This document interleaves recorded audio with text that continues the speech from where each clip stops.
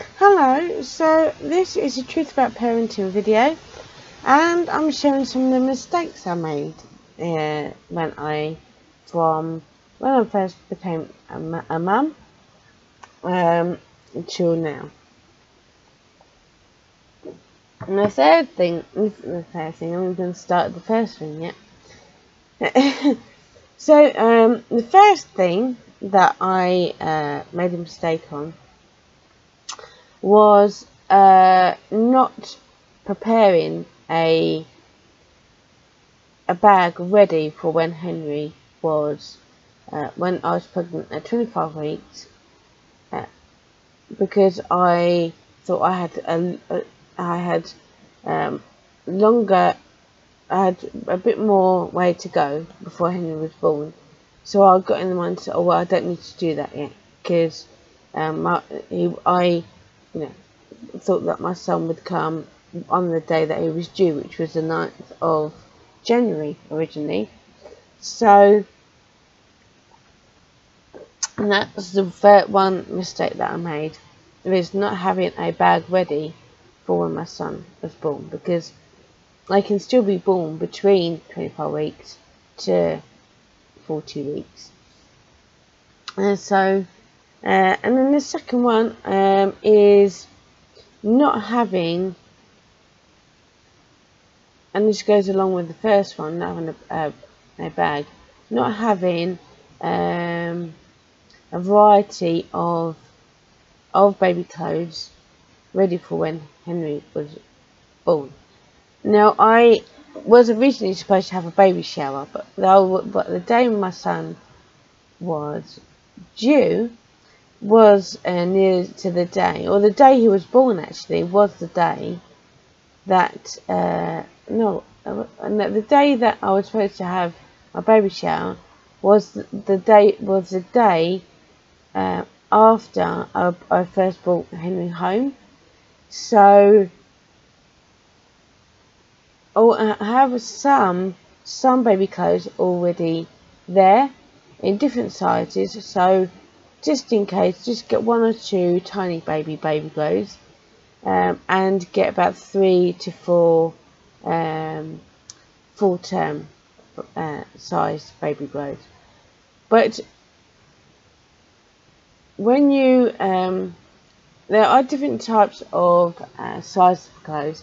The best place to go to in terms of shops is you can try obviously charity shops, as long as you wash the clothes before the baby has worn them. But I found Boots are brilliant when it comes to baby clothes.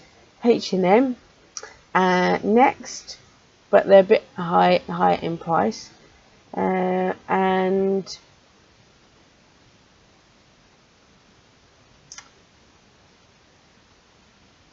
Avon often do some baby clothes as well, but the online store I would go to is either Amazon, Etsy, or notonhighstreet.com, because they what's it called, Mama Baby. It's quite expensive, Mama Baby, but it is a nice store to go to. So they're the ones that I would recommend in terms of shops. But you just need you don't get too many full-term baby clothes or baby clothes, because from when they're born they grow so quickly. So I would say get about 3 or 4 full-term baby clothes and a couple of tiny baby clothes. So have some clothes there ready for your baby to arrive, again around the 25-week mark. And the third thing that I made a mistake of was buying too much at the baby show, and only 3 of those items I actually used. Baby shows are good. You can get some items in special offer that you wouldn't get anywhere else, because they do sometimes do special offers for the baby shows. And I would go to one again, but from learning from the last time, I wouldn't have spent so much money. on things like a changing bag that I only used twice, and bottles, because they were doing a deal where you could buy a sterilizer, a breast pump and bottles as a package, but we only used one bottle out of that range because Henry didn't suit that style of bottle, and the hospital recommended Avent in terms of bottles. Just bear 1 second. So that's it. So that's next thing. Don't spend so much money on bottles. Again, I would say have 3 of the smaller size bottles, like the 4 ounce, and then have about 5 of the 9 ounce bottles. And the best sterilizer that I used, then there's a truffle one you can buy that's really good, and that was very handy. But I would always use a microwave sterilizer because it's very easy to use. You can put quite a lot in it, and it was the best one that I used. There is like so I worked on Avent. I used to do the technical support and customer services on those products, because I actually did work, or I was representing Avent, and they have like a 3-in-1 sterilizer, but with that one you have to put the water at the bottom, and then the steam goes through the sterilizer to clean the bottles.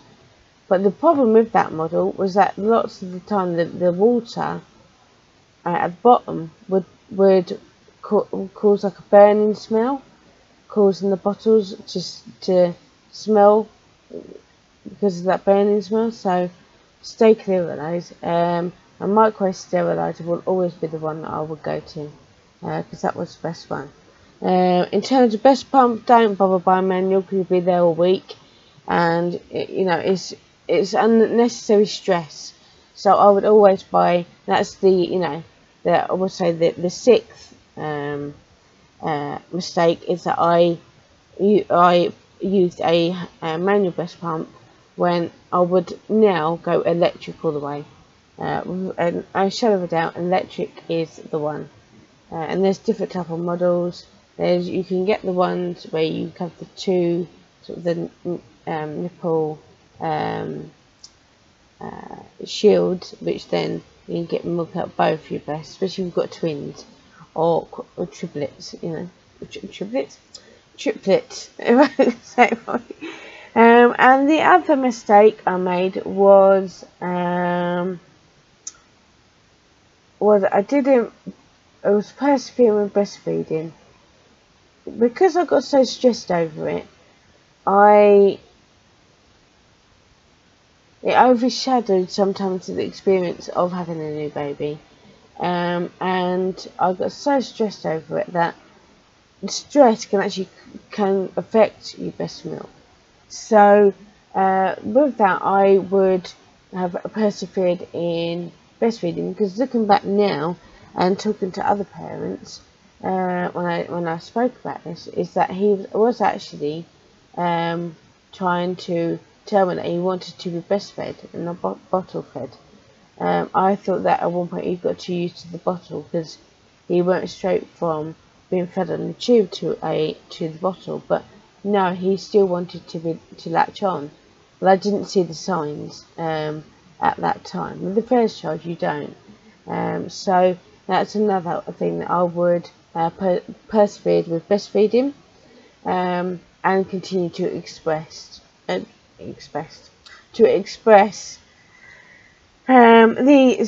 8th one is get my words out and stop talking as if I'm away with the fairies. Baby brain all the way. I think you get a baby brain all the way through being a parent. Anyways, and the other mistake I made was nursery. Don't just walk out and leave your child there, because I know I did it, and that sounds terrible, doesn't it? but it was basically if I hanged around, Henry would get really kind of stressed over the fact that I'd left him there. So next time I would spend some time just being there, so he knows that. So if I'm not child, so they know that I am there if they want to see me. Because they will have a bit of separation anxiety when they first start nursery. And it wasn't like I said, right, either of you now, I'm off. It was basically only if I hang around too long, he'd want to stay with me. So I just left, and I didn't tell the nurses of how he slept that night, how he, about him. I just thought that it was their responsibilities now, and and it's now time for me to have a bit of time with myself. And I did. I got that wrong. So next time I would hang around a bit more. I wouldn't worry about him having a bit of second anxiety, because I know that he would know that I'm there for a bit if he still wanted to see me, and not hooked up on him. That if I go, he's not going to stress out, because I will. I would do it gradually next time. I would, on the first days, hang around, like I did when I took him to a kids club, not last summer. And the guy, because I put down that he's got a bit of ADHD and sometimes he can be a bit unpredictable, the guy that was running the club said, "This is what we'll do. Is if you could stay here for, say, about the first sort of 45 minutes, or I think it was the first 30 minutes of the session, just to see how he gets on, and then leave for the next 30 minutes. If he does join in, and he doesn't do his own thing, or kind of disruptive, or want to be with me." So I did. I stayed there for about 30 minutes, and he actually loved it. So I left, and I came back, and he didn't want to leave, which was a good sign. So when it comes to nursery, do let the nursery know about your child, about if he slept that night, if he's if he's got a bit of a cold. Just let them know that how he is, so they know of how to care for your child whilst you have a bit of free time, so they're not left in limbo. And I felt really bad for doing that. Is because I always knew it was like the first time I've ever taken a child that was mine to nursery, and so I got it wrong. And I'm not afraid to admit that, because I know there'll be other parents wondering how to go about the first day of taking their child to nursery. And it wasn't that nursery, right, he's your responsibility now, I don't care about him, I'm off. It wasn't like that. It was because I was going on my experience when I first started nursery, that if my mum had hung around, I'd be more worried about her than actually joining in and getting used to the nursery environment. And so I went on that and thought, well, but I'm going on how my parents did with me when I went to nursery. I thought that was the way of doing it, and actually no, it's not. That's the wrong way, because that can make them more worried if you just go. So next time I would hang around, or sit in the office with a cup of tea if I could, or a staff room, just to see if he adapts to it, because it can take a while. It can take 2 or 3 nursery sessions. That's why they do settling in sessions now, and that's your time to hang around whilst you get used to it. And so that's that's my I would say my 9th one. My 10th mistake that I made was when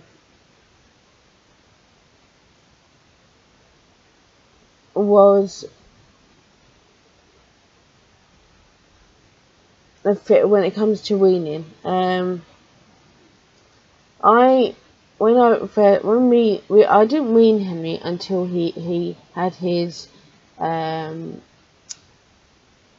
6 months appointment at the hospital, because I wanted to make sure that he was ready, and I wanted to hear from the doctor to tell me that it's okay to wean him now, because he was premature.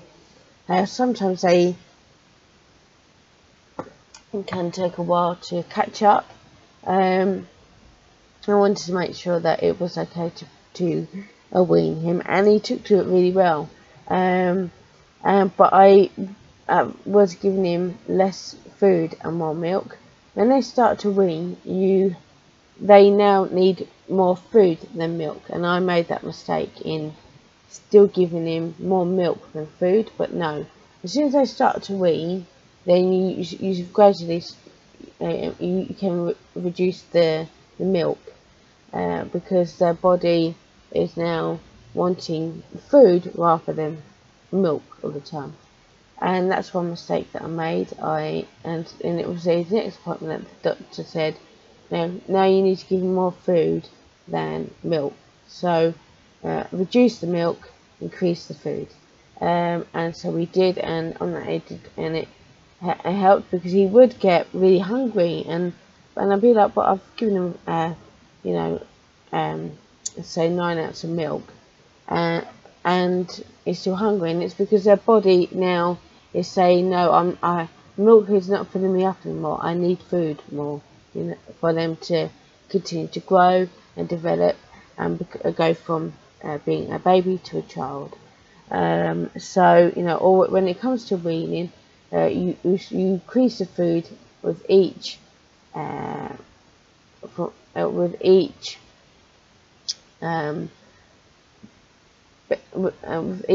bit of food and meals.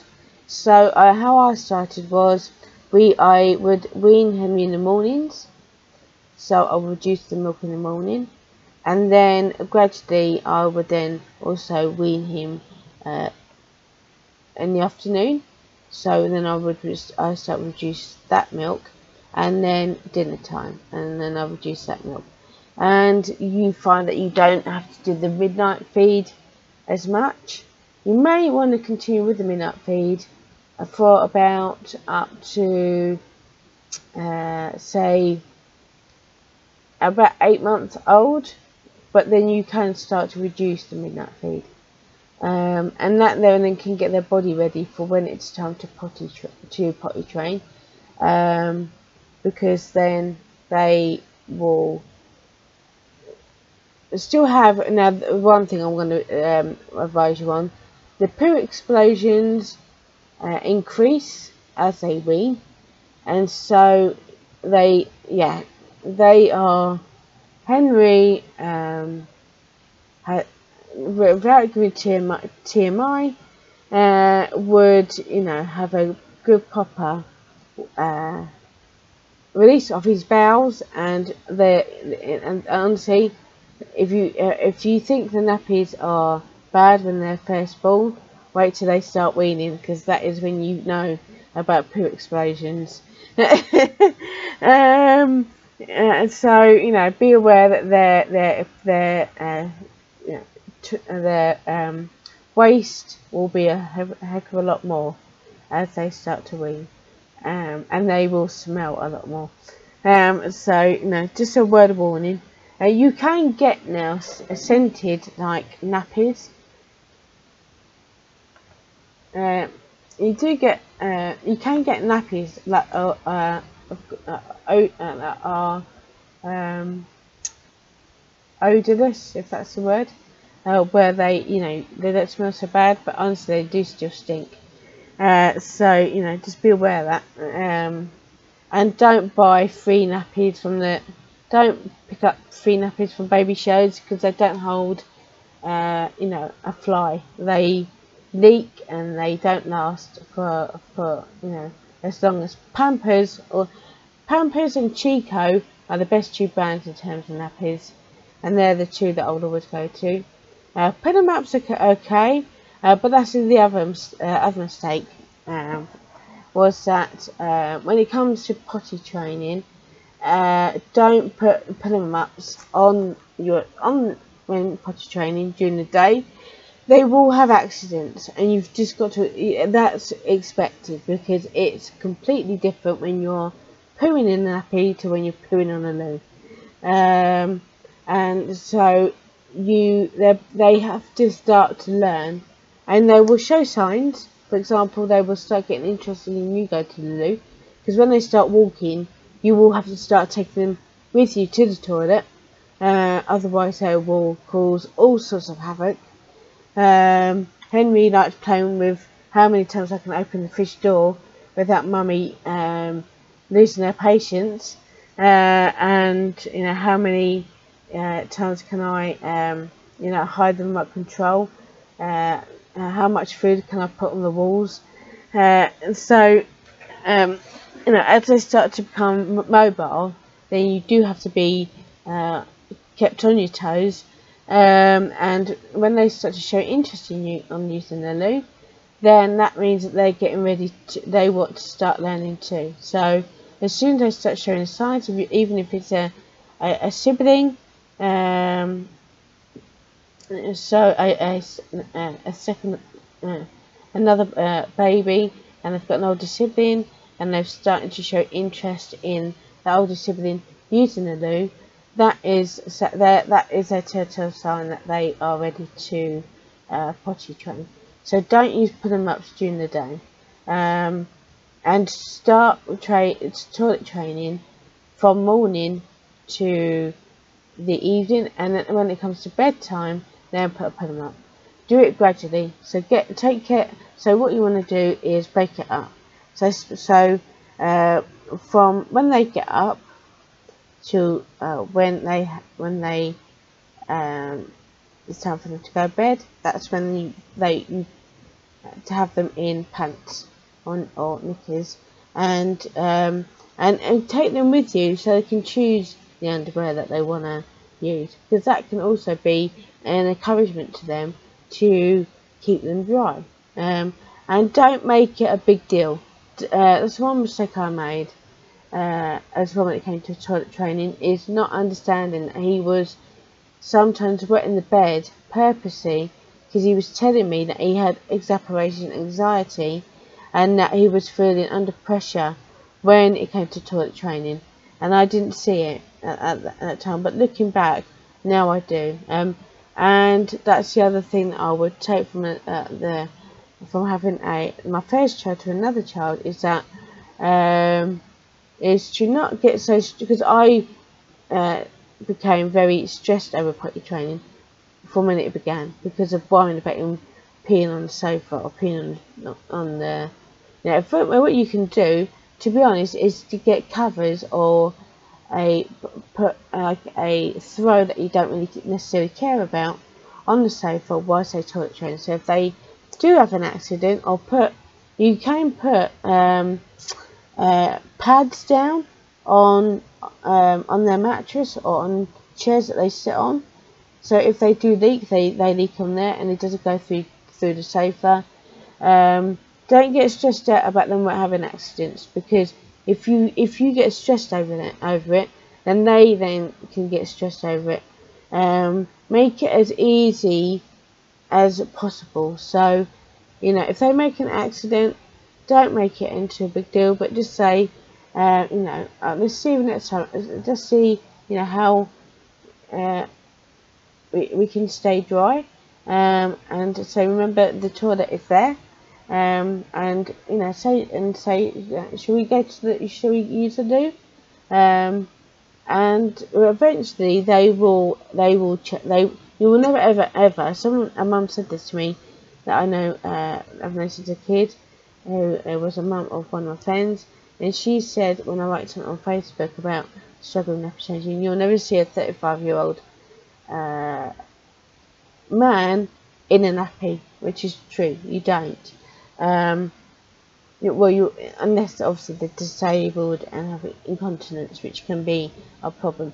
Now, that is a factor when it comes to potty training, which I will do in another video. But if they are still having accidents, say 1 to 2 years later, then go and speak to the doctor about it, just in case it may be that they may be incontinent. That's nothing to worry about as much. It's just that they don't always get the message that they need to go to the loo all the time. So it can be, in that fact, a medical issue. But you know, if you start it from when